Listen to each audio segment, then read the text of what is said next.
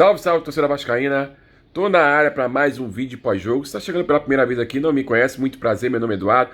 Peço que se inscreva no canal, nesse botãozinho vermelho aí embaixo escrito inscreva-se, tá vendo? Então clica aí, não paga nada e ajuda o canal a crescer. Uma outra coisa que ajuda bastante também é você deixar seu like no vídeo, que ajuda a gente a impulsionar nosso canal aqui no YouTube. Ativa o sininho também para toda vez que eu postar vídeo você receber as notificações e, claro, compartilhe nas suas redes sociais, que isso é importante e ajuda bastante também.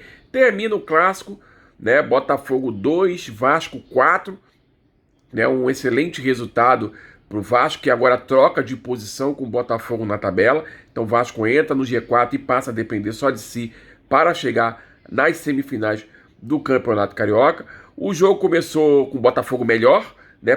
Até pelo menos a parada técnica ali, o Botafogo foi melhor, fez um gol logo aos 2 minutos, que foi anulado no limite ali, mas é uma jogada do Botafogo que aconteceu recorrentemente ao longo do jogo, né? Isso aí é fruto de um problema no coletivo do Vasco. O problema é esse que vem desde o ano passado, que não foi sanado com as contratações que fizeram para esse ano. Deveria ter sido sanado, mas infelizmente não foi sanado, que é o quê? O baixo poder de marcação do time do Vasco, né? O Vasco ele não é um time cujos jogadores pressionam o homem da bola, não, deixa o homem da bola jogar, né? O time do Vasco ele marca a distância, e isso faz com que o adversário tenha facilidade nas construções de jogada. Uma outra coisa que me incomoda bastante também é o Vasco jogar em bloco médio e bloco baixo, né? Justamente por causa disso, por causa do baixo poder de marcação. Então quando você, além de ter um time com baixo poder de marcação, você baixa as suas linhas, traz para o bloco intermediário, às vezes até para o bloco baixo, que nem acontece para o Vasco, isso faz com que o adversário jogue no seu campo, sem ser pressionado, já vista que você tem baixo poder de marcação, e fica aquela sensação que vai sair um passe, vai sair um gol a qualquer momento do adversário, né? Com os jogadores sendo facilmente envolvidos, principalmente na terceira linha do Vasco, que são os dois volantes, né? Recapitulando, a primeira linha o goleiro, a segunda linha os 4 defensores, a segunda linha os 4 meio-campo, e a terceira linha, né?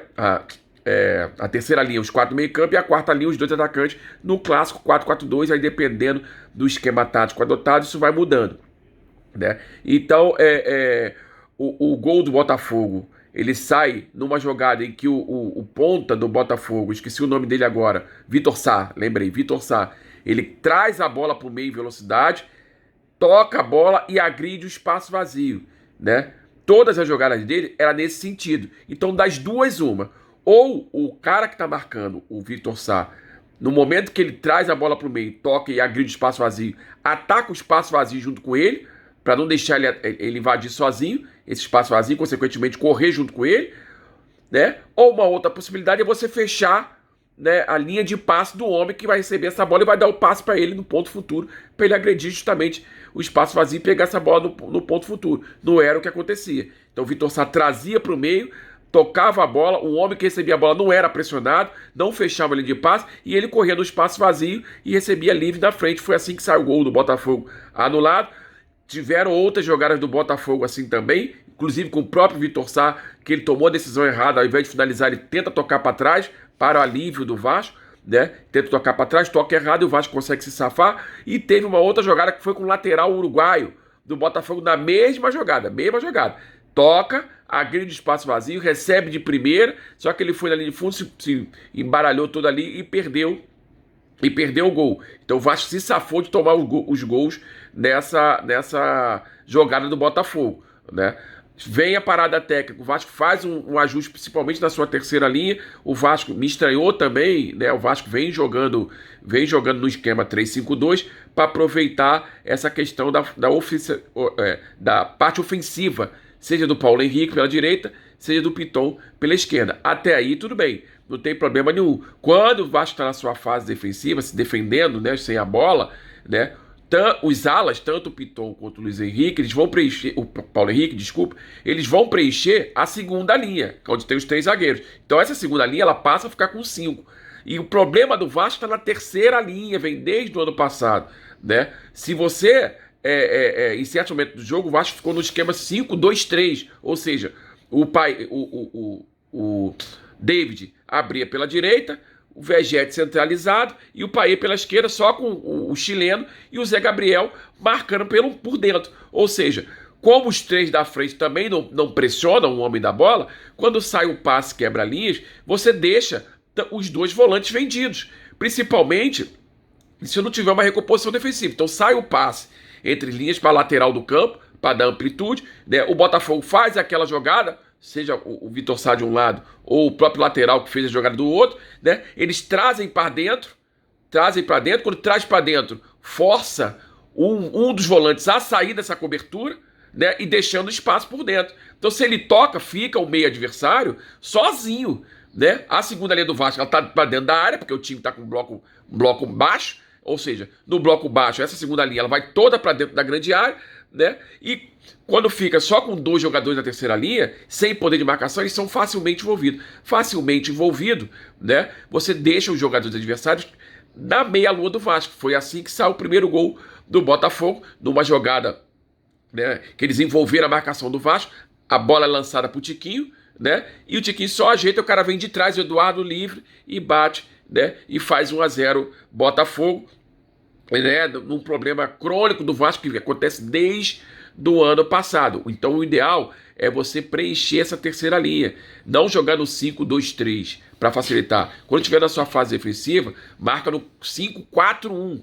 Então os dois alas vão preencher a segunda linha e esses dois, tanto o Payet quanto o David, tem que preencher a terceira linha. Então você monta uma linha de 4 na frente da linha de 5 e você causa dificuldade para o adversário. O Vasco fez isso contra o Fluminense, por exemplo, hoje já não fez. Isso foi ajustado, né, na parada técnica, foi tentado ajustar isso aí. Isso dificulta até também na fase ofensiva do Vasco, você baixar muito o bloco, né? E sem poder de marcação, sem roubar a bola. O problema não é baixar o bloco. Você pode baixar o bloco e dar o posse de bola para o adversário. Mas em certo momento você tem que pressionar o homem da bola para você roubar e sair no contra-ataque. O Vasco não consegue roubar essa bola, sair no contra-ataque.